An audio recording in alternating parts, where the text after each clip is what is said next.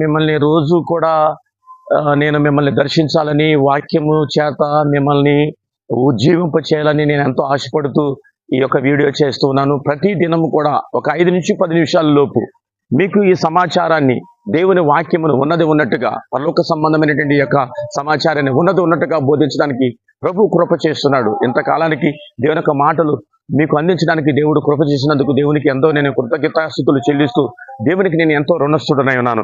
ఎందుకంటే ఈ అంత్య దినాల్లో సువార్త అనేది మూసిగిపోయింది. అంత్య దినాల్లో సువార్త అనేది లేకుండా పోయింది.